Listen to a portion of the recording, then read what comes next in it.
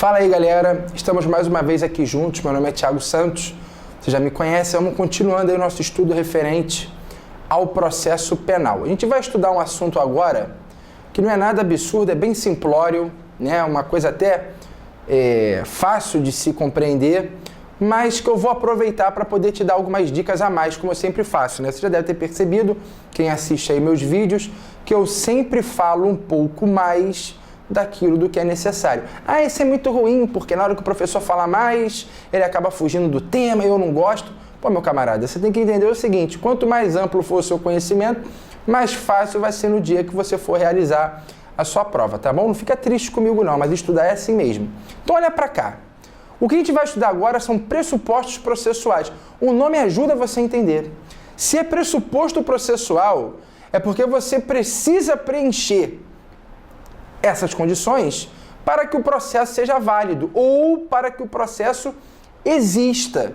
Professor, mas qual é a importância disso no processo penal? Eu vou voltar um pouco, tá bom? O assunto, eu vou lá no iniciozinho para você entender como é que a gente vai chegar aqui. Quando alguém pratica um crime, via de regra, vai haver uma investigação por parte da autoridade policial através do inquérito policial. Você já estudou inquérito policial? Eu até já gravei aqui blocos referentes a investigações que são realizadas não através de inquérito, então você já viu isso. Então vamos só voltar. Ocorre o crime, vai haver o inquérito policial, a polícia vai investigar, o inquérito vai ser concluído, a autoridade policial vai fazer o relatório minucioso de tudo aquilo que ela fez e ela vai enviar o inquérito policial, via de regra e de acordo com a legislação vigente, ao juiz competente. Chegando na mão do juiz competente, ele vai encaminhar a peça para o titular da ação penal. Por que eu disse que, via de regra, envia-se ao juiz competente?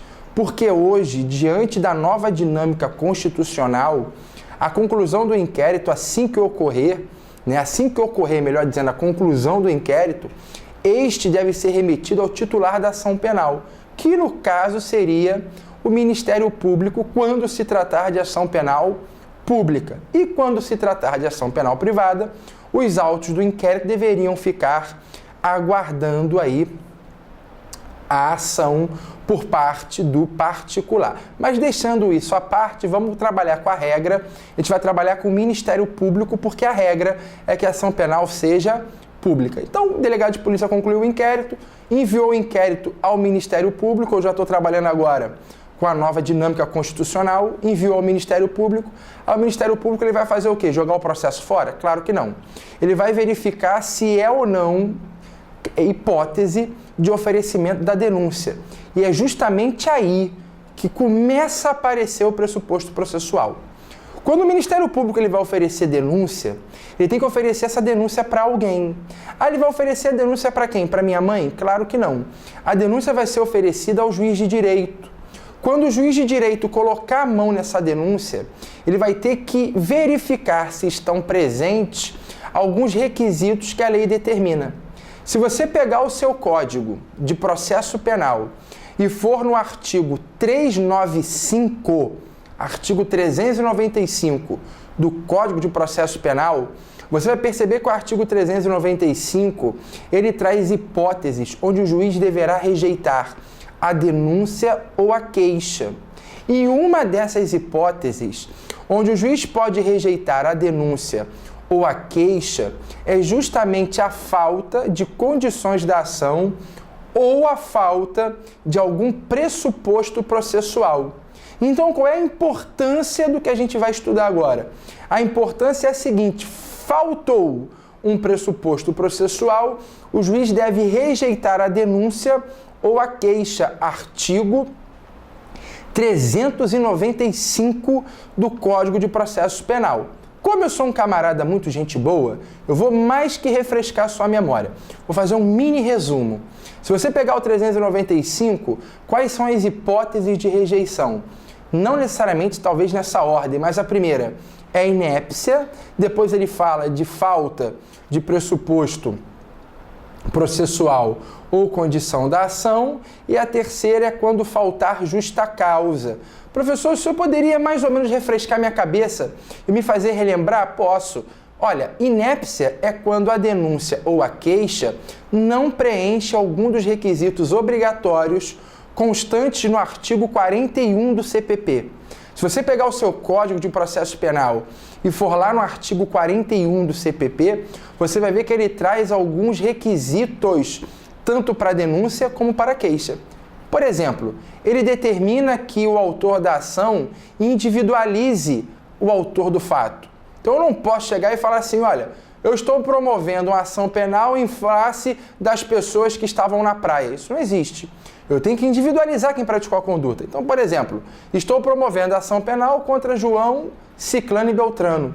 Porque aí você consegue identificar especificamente quem são os reais autores do fato. Princípio aí da individualização da pena. Enfim, então não preenchido algum dos requisitos do artigo 41, estão aí na sua frente, você está lendo, eu dei o exemplo aqui que é a qualificação do acusado, não preenchido um desses requisitos, o juiz rejeita a denúncia por considerá-la inépta.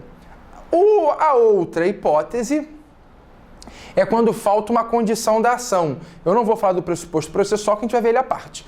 A outra hipótese é quando faltar uma condição da ação. E quais são mesmo as condições da ação? As condições da ação são legitimidade das partes, interesse de agir e possibilidade jurídica do pedido. Esses três elementos integram o que a doutrina denominou condições da ação. Então vamos trabalhar aqui com a legitimidade das partes. Se a ação penal é pública, quem é que tem que promover a ação penal pública? O Ministério Público. Se um particular promove a ação penal pública, essa ação penal deve ser rejeitada, pois falta uma condição da ação. Interesse de agir. O interesse de agir, ele se materializa na seguinte pergunta: será que é necessário se socorrer ao judiciário para que o meu problema seja resolvido? Ou seja, eu tenho que procurar o judiciário para que ele possa resolver essa lide? Se fosse processo civil, o tema seria desenvolvido com mais vagar, ou seja, o tema seria desenvolvido com mais profundidade. Mas no processo penal a gente não precisa nem chegar tanto, sabe por quê? Porque no processo penal sempre terá, sempre haverá, sempre existirá o interesse de agir. Mas por que, professor, que ele sempre existirá? Simples. O processo penal, por tratar, do direito de liberdade e por ter relação com o direito penal, ele trata justamente do direito de punir do Estado. E somente o Estado é quem pode punir. Então, quando alguém pratica uma conduta criminosa, a gente já sabe que esse alguém tem que ser punido pelo Estado. Ora, se ele tem que ser punido pelo Estado e só o Estado é quem pode punir, na hora em que um crime ocorre, automaticamente já nasce para o Estado o interesse de agir, porque eu tenho que levar até ele a prática dessa conduta para que ele possa agir. Eu não vou perguntar assim, por exemplo, e João matou Maria? Será que eu preciso do judiciário para punir o João? A resposta vai ser sempre sim. Só o Estado é quem pode punir o João. Então, ocorrendo a prática de um crime, automaticamente já nasce o interesse de agir. Pô, beleza, professor, e agora a possibilidade jurídica do pedido? Quando é que ela ocorre? Bom, a possibilidade jurídica do pedido, ela ocorre quando o pedido que você está fazendo ao órgão jurisdicional, ele possui amparo na legislação. Vou te dar um exemplo. Vamos supor que o Ministério Público ofereça a denúncia contra alguém pelo crime de roubo. Então ele está narrando lá na denúncia que o camarada no dia tal, na hora tal, no local tal, mediante o emprego de violência ou grave ameaça, subtraiu a bolsa da Maria. E no final de tudo ele diz assim, olha, em razão disso a gente quer a condenação do fulano pelo crime de roubo e a gente quer também que ele seja condenado à pena de morte. Para e pensa, esse pedido de condenação à pena de morte pode prosperar? Não, porque o Brasil, via de regra, não adotou a pena de morte, salvo em caso de guerra declarada. Como eu não estava em guerra declarada, eu não poderia aplicar a pena de morte nesse caso. O juiz deveria rejeitar a petição inicial, pois há uma impossibilidade jurídica do pedido, ele não poderia aplicar a pena de morte nesse caso. Tranquilo? Pô, beleza, professor, o senhor refrescou aqui a minha memória, eu estou lembrando sim das condições da ação, interesse de agir, legitimidade das partes e possibilidade jurídica do pedido. Pô, e também lembrei aí o que era uma denúncia inépita, mas o que é justa causa mesmo, que o senhor ainda não falou, porque está aqui no meu código e o senhor ainda não mencionou. Bom, justa causa, diz a doutrina, é o mínimo probatório para que eu possa acusar alguém. Você não pode sair por aí acusando as pessoas sem um mínimo de provas contra ela, porque senão vai virar bagunça. Imagina, chego aqui e promovo ação contra o fulano porque fulano é meu desafeto. Chego ali e promovo outra ação contra ciclano porque eu não vou com a cara do ciclano. Quer dizer, daqui a pouco o judiciário vai servir de palco para aspirações privadas, ou seja, para eu ficar aí me vingando ou então dando uma sacaneada nas pessoas que eu não gosto. Isso não pode ocorrer. A justa causa é justamente para evitar esse tipo de conduta. Se o juiz verificar que não existe um mínimo probatório capaz de fundamentar aquela acusação, ele deve rejeitar aquela denúncia ou aquela queixa. Existem também posicionamentos no sentido de que, caso o juiz verifique que a conduta praticada pelo autor não é uma conduta criminosa, ele também deve rejeitar a denúncia ou a queixa por falta de justa causa. Então vou te dar um exemplo. O artigo 240 do Código Penal tratava do crime de adultério. Hoje o adultério não é mais crime, foi revogado. Se não falhar minha memória, ele foi revogado em 2005, tá bom? Depois de dar uma coladinha no seu código, acho que foi a Lei 11.105 que revogou em 2005 o crime do artigo 240, que era o adultério. Mas enfim, vamos supor que o Ministério Público ofereceu a denúncia contra um cidadão X qualquer, argumentando que esse cidadão, na data tal, na hora tal, no local tal, havia praticado o crime de adultério contra a sua esposa. O juiz pode receber essa denúncia? Por óbvio que não, pois se trata agora de crime que não existe mais, ou seja, trata-se de conduta atípica. O juiz iria rejeitar essa denúncia por entender que não há a justa causa. Tranquilo? Compreendeu aí? Deu para dar uma refrescada na memória e relembrar os termos? Pois bem, mas tem um que eu ainda não falei, né? Eu fiz aí um resumo sobre justa causa, fiz um resumo sobre inépcia, fiz um resumo sobre condições da ação. A gente vai ver agora a parte, os pressupostos processuais. Lembrando que faltou um pressuposto, o juiz rejeita. Ótimo, professor, tá lindo. Mas vamos supor, professor, que o juiz rejeite a denúncia. Lembrando que eu estou falando em denúncia porque eu estou trabalhando com a regra, e a regra é que o titular seja o Ministério Público. Então, vamos supor que o juiz tenha rejeitado a denúncia, pois faltou um pressuposto processual. Qual seria o recurso cabível contra essa decisão? Ou melhor, será que existe algum recurso contra isso? A resposta é sim. E o recurso cabível é o recurso em sentido estrito. Está lá no artigo 581 do CPP. Eu vou ficar só te devendo agora o inciso, mas eu tenho quase certeza que é o inciso 2. Se não for o inciso 2, está por ali por perto.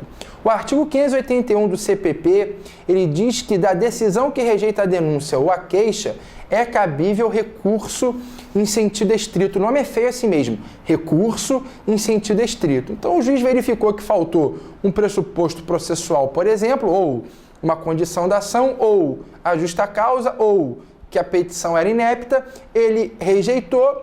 A pessoa prejudicada, que no meu exemplo vai ser o Ministério Público, vai recorrer e o recurso será o recurso em sentido estrito. Ótimo, professor, beleza. Mas agora a gente vai trabalhar com a situação oposta. Vamos supor que o juiz, ao invés de rejeitar essa denúncia, ele aceitou a denúncia, ele recebeu a denúncia. Contra a decisão que recebe ou que aceita a denúncia, é cabível algum recurso? A resposta agora é diferente, porque a resposta agora é não. A legislação processual não previu nenhum recurso contra a decisão que recebe a denúncia ou a queixa. Ora, se a legislação não previu recurso nenhum, então quer dizer que eu não posso fazer nada? A resposta também é não. Não cabe recurso. mas cabe habeas corpus. Contra a decisão que recebe a denúncia ou a queixa, embora não haja a possibilidade de se impetrar algum recurso, é perfeitamente possível a interposição de habeas corpus. Ah, professor, o senhor ficou maluco, porque não tem 2 minutos o senhor falou que não cabe recurso. Como é que está me dizendo agora que cabe habeas corpus? É simples, cara. O habeas corpus ele não é um recurso. O habeas corpus é uma ação constitucional. Não confunda lé com cré. O habeas corpus nunca foi recurso. Habeas corpus é uma ação autônoma. O habeas corpus é uma ação constitucional. Então não vá você falar para mim que habeas corpus é recurso, tá bom? Habeas corpus é ação. Bom, visto aí isso tudo, né, um mini resumo de como a coisa funciona quando a denúncia é oferecida ao juiz, vamos ver o que são os pressupostos processuais. Os pressupostos processuais são divididos em 2. Eu tenho os pressupostos subjetivos, e vou aqui, ó, e tenho os pressupostos objetivos. Vamos voltar e vamos começar pelos pressupostos processuais subjetivos. E o primeiro pressuposto processual subjetivo vai ser em relação ao juiz. O juiz tem que preencher alguns elementos para que ele possa julgar a causa. O primeiro elemento, o primeiro pressuposto que o juiz tem que ter para poder julgar uma causa é a investidura. Como assim, ó? A investidura é a necessidade de estar investido no cargo em conformidade com a Constituição e a legislação em vigor. A investidura ela ocorre quando o juiz é aprovado em um concurso de provas e títulos, mas não basta ser aprovado. Ele tem que ser aprovado num concurso de provas e títulos e, por óbvio, tomar posse. Ele não pode sair por aí tomando decisão sem antes estar empossado no cargo, tranquilo? Há quem entenda que decisão judicial tomada por alguém que não é juiz é uma decisão inexistente. Então vamos supor que o João, João é um comerciante e por algum motivo qualquer elaborou uma sentença e tomou uma decisão judicial. Essa decisão para essa corrente é uma decisão inexistente, pois foi prolatada por pessoa que não estava investida, ou seja, que não possuía investidura. Faltou um pressuposto processual. Há quem diga a seu turno que essa decisão ela é nula e não inexistente. Eu compactuo da ideia de que a decisão ela é inexistente e essa, aliás, é a corrente majoritária. Ah, professor, mas será que eu preciso realmente saber em relação a isso, a corrente majoritária? Olha, os pressupostos processuais não são muito cobrados em prova, não. Mas quando são cobrados, eles são cobrados assim, do jeito simples que eu fiz para você. Ele vai querer saber quais são os subjetivos, quais dizem respeito ao juiz, quais dizem respeito às partes e quais dizem respeito aí ao aspecto objetivo. Você não precisa estar muito concatenado, né? Aí está tão aprofundado nas correntes. Eu falo por já ser realmente da minha prática e acabar falando, tá bom? Bom, então o primeiro pressuposto é a investidura e o segundo pressuposto é a competência. O que seria a competência? Está escrito lá, ó. Competência é o limite legal dentro do qual o órgão jurisdicional poderá atuar. Então para e pensa, cara. Um juiz que trabalha lá no Acre, um camarada é juiz, um juiz lá no Acre. Você acha que o juiz do Acre tem competência para julgar uma causa, um crime, né? Já que a gente está falando de processo penal. Você acha que o juiz do Acre tem competência para julgar um crime que ocorreu no Rio Grande do Sul, por exemplo? É óbvio que a resposta é não. Então não basta estar investido. Eu tenho que estar investido e também ser competente para julgar aquela causa. Então, embora todo juiz tenha jurisdição, ou seja, todo juiz tenha a condição de falar o direito, embora todo juiz possa decidir alguma causa, nem todo juiz possui competência. O exemplo que eu acabei de dar agora do juiz do Acre, o juiz do Acre ele tem jurisdição, ele pode falar o direito, mas ele só pode fazer isso nas matérias referentes à sua competência no Acre. Ele não poderia julgar uma causa, por exemplo, no Rio Grande do Sul. Tranquilo? Então, o segundo pressuposto aí é a competência. Professor, como é que eu vou saber que o juiz é competente ou não? Bom, você deve ter tido uma aula de competência, mas caso você já tenha esquecido, eu vou te dar algumas dicas. Primeiro, você tem que olhar para a Constituição Federal. Você vai começar a decorar alguns artigos. Ah, eu vou ter que decorar? Vai ter que decorar, porque tem coisa no direito que não tem jeito. Por exemplo, o artigo 102 da Constituição Federal te passa a competência do Supremo. O artigo 105 da Constituição Federal te diz qual é a competência do STJ. O artigo 109 da Constituição Federal te diz qual é a competência da Justiça Federal. Então, são artigos que você tem que ter em mente. Ah, professor, já entendi. O 102, o 105 e o 109 eu vou ter que decorar. 102 STF, 105 STJ, 109 Justiça Federal. E aonde está a competência da Justiça Estadual? A Justiça Estadual, ela tem uma competência residual, ou seja, você chega à competência da Justiça Estadual quando não for competência da Justiça Federal. Então, o que você vai ter que decorar, meu filho? A competência da Justiça Federal. Se não for da Justiça Federal, só pode ser da Justiça Estadual, tranquilo? O próximo pressuposto subjetivo em relação ao juiz é a ausência de suspeição. O que isso significa? É a imparcialidade necessária para o exercício da jurisdição. Isso é mais do que óbvio. Você não pode pegar um juiz, por exemplo, e colocar o camarada para julgar o filho dele numa causa criminal. A gente vai ver num bloco à parte, né, que diz respeito aos sujeitos do processo. E quando a gente for estudar o juiz, a gente vai ver quais são as hipóteses de impedimento e quais são as hipóteses de suspeição, ou seja, aquelas hipóteses onde o juiz ele não pode ou não deve julgar determinada causa, tranquilo? Por hora basta você saber aí que é a ausência de suspeição. Depois você vai lá no nosso bloquinho que fala sobre os sujeitos do processo, que você vai ver com mais vagar aí, com mais detalhe, esse assunto referente à suspeição. Se não falhar a minha memória, se você já quiser adiantar o seu estudo, não quero ver bloco nenhum, já estou de saco cheio de olhar para sua cara. Então, se você já quiser antecipar o seu estudo, a suspeição, ou melhor, o impedimento, ele está no 252 do CPP e a suspeição, se não falhar a minha memória, está no 254 do CPP. Então, 252 para o impedimento, 254 para a suspeição. Se não está ali, está próximo. Mas eu acho que são esses dois sim. E o pressuposto subjetivo agora relativo às partes. O primeiro é capacidade de ser parte. Eu coloquei ali um resuminho para você, que diz assim, olha, é a capacidade de contrair obrigações e exercer direitos. Para haver capacidade de ser parte passiva no processo penal, é preciso que o agente tenha idade igual ou superior a 18 anos, considerada a época da ocorrência dos fatos narrados na denúncia. Pois bem, para que eu possa ser sujeito passivo em âmbito penal, eu não posso ser menor, porque você sabe que a menoridade é uma causa que gera a inimputabilidade. Ou seja, os menores de 18 anos são considerados para o direito penal aquilo que a gente chama de inimputável. E o inimputável não pode sofrer as reprimendas do direito penal.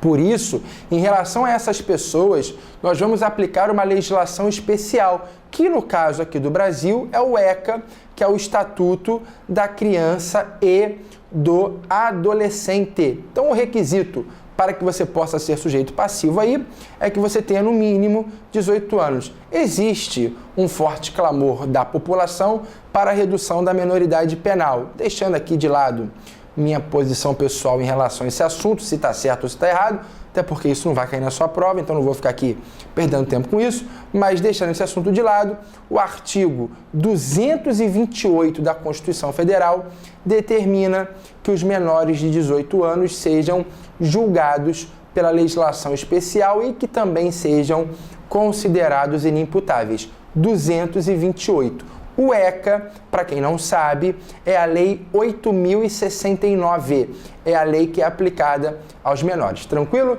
Então, o primeiro pressuposto processual aí, relativo às partes, é a capacidade de ser parte. E o segundo é a capacidade de estar em juízo. E o que é isso? Capacidade de estar em juízo é a capacidade para, sozinho, né, em juízo sozinho, refere-se à necessidade de assistência e representação daqueles que não gozam de plena capacidade. Então vamos lá, essa capacidade de estar em juízo sozinho diz respeito àquelas pessoas que não têm condições de estar diante do judiciário sozinha.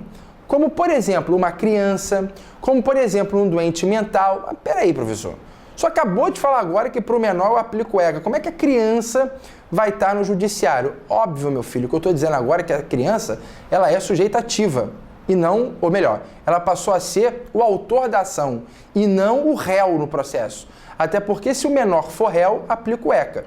Então vamos supor, vamos trabalhar com uma hipótese onde um menor quer mover uma queixa-crime contra o autor de um fato.